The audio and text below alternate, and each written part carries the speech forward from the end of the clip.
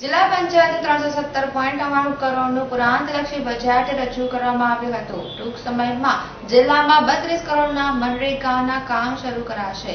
પશુ દવાખાનામાં અધિકારીની ખાલી જગ્યા ભરવા ફિક્સ પગારથી નિમણૂક કરવા સરકારમાં રજૂઆત થશે. બજેટ બેઠકમાં સભ્યો દ્વારા 60 પ્રશ્નો રજૂ થયા હતા. જિલ્લા પંચાયતમાં આજે બજેટ બેઠકનું આયોજન કરવામાં આવ્યું હતું. જિલ્લા વિકાસ અધિકારી સીજે પટેલના અધ્યક્ષ સ્થાને બજેટ બેઠકનું બપોરે 12 કલાકે પ્રારંભ થયો હતો. આ બજેટમાં બેઠકમાં ₹32 કરોડના મનરેગાના કામો જિલ્લાભરમાં શરૂ કરવામાં આવશે. આજરોજ સને 2016-17ના નાણાકીય વર્ષ માટે જિલ્લા પંચાયતનું 317.99 કરોડનું પુરાંતલક્ષી અંદાજપત્ર રજૂ કરવામાં આવ્યું હતું. જિલ્લા પંચાયતનું નવા નાણાકીય વર્ષનું અંદાજપત્રમાં કુલ 101.6 કરોડનું અંદાજપત્ર રજૂ કરવામાં આવ્યું છે.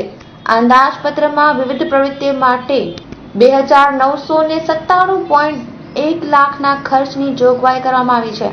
બાંધકામ માટે 25 લાખ, પંચાયતી રાજના પ્રણેતા સ્વ બળવંતરાય મહેતાના સુથરી મુકામે સ્મારકમાં માળખાકીય સુવિધાઓ ઊભી કરવા ₹5 લાખની જોગવાઈ કરવામાં આવી છે.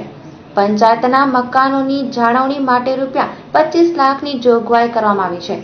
કર્મચારીના મકાનના મરામત માટે ₹30 લાખ, પદાધિકારીના મકાનમાં મરામત માટે ₹20 લાખની જોગવાઈ કરવામાં આવી છે.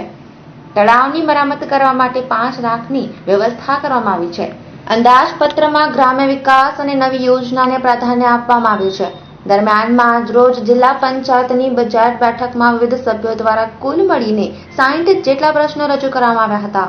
જેમાં દવાખાનામાં સ્ટાફની ઘટ, તલાટી કમ મંત્રીની ઘટ, ઉનાળામાં ગ્રામ વિસ્તારમાં પીવાનું પાણી અને ઘાસચારાનો પ્રશ્ન, ઇન્દિરા આવાસ અને સરદાર આવાસ યોજના હેઠળના કામો ઝડપભેર પૂર્ણ કરવા અને પશુ દવાખાનામાં સ્ટાફની ખાધ સહિતના મુદ્દે સભ્યો દ્વારા રજૂઆત કરવામાં આવી હતી. રજૂ થયેલા પ્રશ્નોનું જે તે વિભાગના વડા, જિલ્લા વિકાસ અધિકારી અને જિલ્લા પંચાયતના અધ્યક્ષ કૌશલ્યાબેન માધાપરિયા વગેરે જવાબ આપ્યા હતા. આ તકે કચ્છમાં પશુ દવાખાનામાં જગ્યાઓ ખાલી હોય તે જગ્યા ભરવા માટે મદનીશ પશુપાલન અધિકારી વર્ગ 2ની જગ્યા 5 વર્ષ માટે ફિક્સ પગારથી ભરવા માટે જિલ્લા વિકાસ અધિકારી સીજે પટેલે સરકારમાં બજેટ બેઠક પૂર્વ વિપક્ષો દ્વારા આક્રમક રણનીતિ માટે 2 દિવસ પહેલા વિપક્ષી નેતા વી.કે. હુંબલે એક તાકીદની પ્રેસ કોન્ફરન્સ બોલાવી હતી. આ પ્રેસ કોન્ફરન્સમાં ખાસ કરીને જિલ્લા પંચાયતની વિપક્ષી સભ્યોને પોતાના પ્રશ્નોની રજૂઆત માટે પૂરતી તક આપવા માટે રજૂઆત કરવામાં આવી હતી. સાથોસાથ બજેટ આંકડાકીય માયાજાળના બદલે વાસ્તવિક અને વિકાસલક્ષી બની રહે તેવી પણ માંગ કરવામાં આવી છે.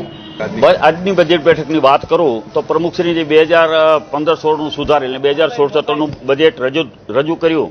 અમારી માંગણી એ હતી કે 2015-16માં તમે 14 કરોડ રૂપિયાની બજેટમાં જોગવાઈ કરી, આજ 10% પણ એની અમલવારી થઈ નથી, તો 16-17માં અમલવારી કઈ રીતે કરશો? અત્યારે આ સૌભંડોળની જિલ્લા પંચાયતની વાત કરું તો જિલ્લા પંચાયતના સૌભંડોળના કોઈ હિસાબો મળતા નથી. જિલ્લા પંચાયતની તાલુકા પંચાયતોમાં પણ આ જ પરિસ્થિતિ છે. ખરેખર સેનાપતિની આ જવાબદારી છે. જિલ્લા પંચાયતના અમારા પ્રમુખશ્રીએ આ પૂરા અમારા સેનાપતિ ગણ્યા. સેનાપતિને અમે કીધું કે આપણે વહીવટી તંત્ર ઉપર નજર રાખો, તમારા હિસાબો સૌભંડોળના કેવી રીતે રાખવા જોઈએ એ બધા આપણે ખરેખર જિલ્લા પંચાયતના સૌભંડોળ સારી રીતે નિભાવવા જોઈએ. ખરેખર નિભાવેલ નથી, તો અમારી માંગ આ હતી. આજરોજ અંદાજપત્રની આ ખાસ બેઠકમાં ઉપપ્રમુખ લક્ષ્મણસિંહ સોઢા, કારોબારી ચેરમેન નવીનભાઈ જરૂર, બાંધકામ સમિતિના ચેરમેન હરીફભાઈ હીરાભાઈ ચાટિયા, સિંચાઈ સમિતિના અધ્યક્ષ ભીમજીભાઈ ચૌધાણી, શિક્ષણ સમિતિના અધ્યક્ષ છાયાબેન વિશ્રામભાઈ ગઢવી, સામાજિક અને ન્યાય સમિતિના અધ્યક્ષ નરેશભાઈ મહેશ્વરી, 20 મુદ્દા અમલીકરણ સમિતિના અધ્યક્ષ રશીલાબેન બારી, આરોગ્ય સમિતિના અધ્યક્ષ તથા નિયતિબેન કીર્તનભાઈ પોકાર સહિત સત્તાધારી જૂથના સભ્યો હાજર રહ્યા હતા.